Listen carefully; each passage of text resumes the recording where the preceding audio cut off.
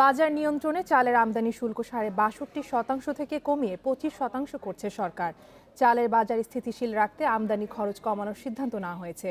সকালে খাদ্যমন্ত্রী সাধন চন্দ্র মজুমদার এক অনলাইন সংবাদ সম্মেলনে এসব কথা জানান।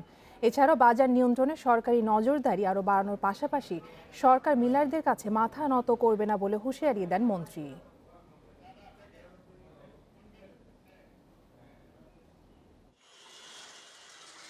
মিল মালিকদের কারসাজি, প্রাকৃতিক দুর্যোগ সহ নানা কারণে স্বাভাবিক হচ্ছে না দেশের চালের বাজার।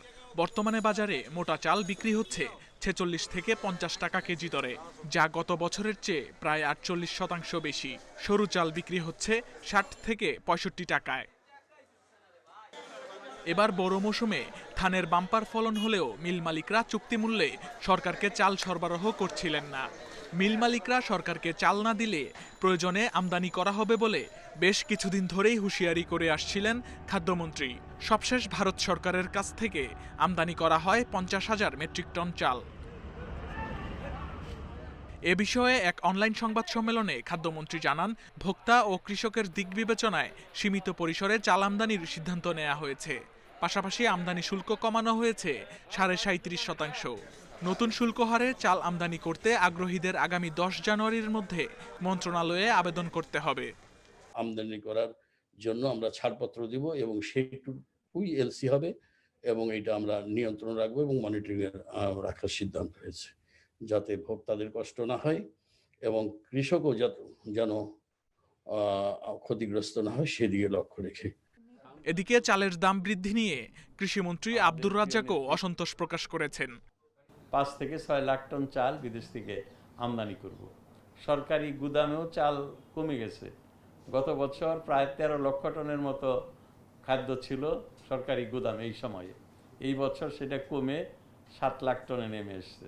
মিলাররা, বাংলাদেশের আড়তদাররা, জোতদাররা যারা বাজারকে নিয়ন্ত্রণ করে তারা চালের দাম বাড়ায় এবং এবারও সেই কাজ তারা করতেছে। খাদ্য মন্ত্রণালয়ের সবশেষ হিসেবে বর্তমানে সরকারি গুদামে চালের মজুদ আছে ৫,৪২,০০০ টন। Shamim Ahmed, Independent News, Dhaka. চালের বাজার নিয়ে কথা বলতে আমাদের সাথে যুক্ত হচ্ছেন খাদ্যমন্ত্রী সাধন চন্দ্র মজুমদার। জনাব সাধন চন্দ্র, আপনাকে স্বাগত জানাচ্ছি অর্থনীতি সারাদিনে। তো আমরা আজকে জানতে পারলাম যে চালের আমদানি শুল্ক ৬২% থেকে কমিয়ে ২৫% করা হয়েছে। তো আগেও কিন্তু চালের আমদানি শুল্ক কমানোর ঘোষণা এসেছিল কয়েকবার, তখন কিন্তু বাজারে আসলে আমরা তেমন প্রভাব দেখিনি। এবারও যে অর্ধেকের বেশি শুল্ক কমানোর ঘোষণা দেওয়া হয়েছে তা আসলে কতটুকু বাস্তবায়ন সম্ভব হবে? আপনাকে ধন্যবাদ, ইন্ডিপেন্ডেন্ট টেলিভিশনকে অশেষ ধন্যবাদ আমাকে সংযুক্ত করার জন্য।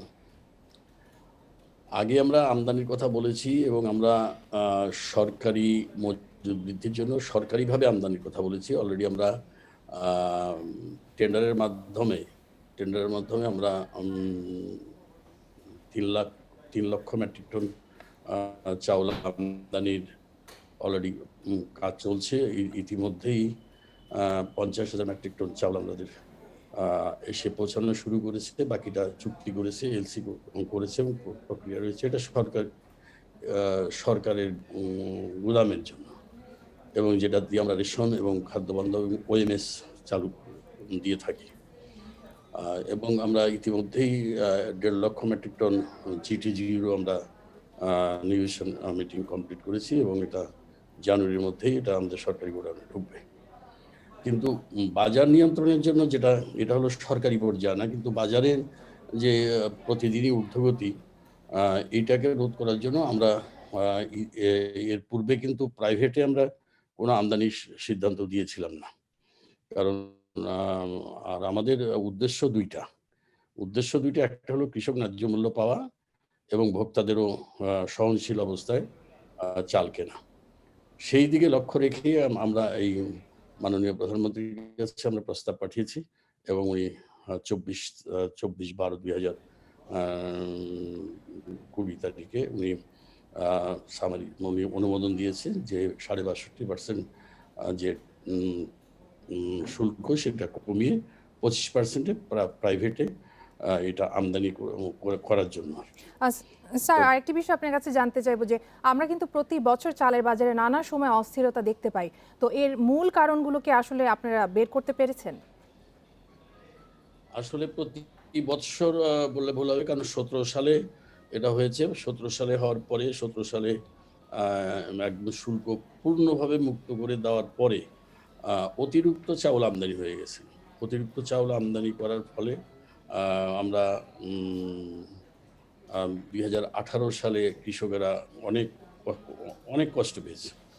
অনেক কষ্ট পেয়েছে। কৃষক ধানের ন্যায্য মূল্য পাচ্ছিল না। আস্তে আস্তে এইটাকে কাভারেজ করতে করতে এসে এখন কৃষকেরা যেমন ন্যায্য মূল্য পাচ্ছে, এবং তাছাড়া ধানের বাজার যেহেতু কৃষকেরা বেশি দামে পাচ্ছে, সেহেতু কিছু কিছু মিলারেতে তো বড় বড় 2-4-5 জন মিলারে তো একটা বাজার নিয়ন্ত্রণের থাকেই, মানে অধিক মুনাফার জন্য। এটা আমরা মনিটরিং করছি। মনিটরিং করেও যেন পারা যায়। তাদের একটাই যে বাজারে ধানের দাম বেশি, ওই জন্য আমরা পাচ্ছি না।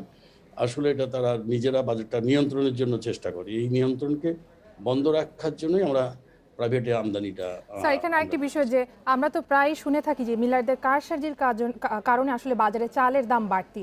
এই বিষয়টিকে এখনো কেন নিয়ন্ত্রণ করা যাচ্ছে না?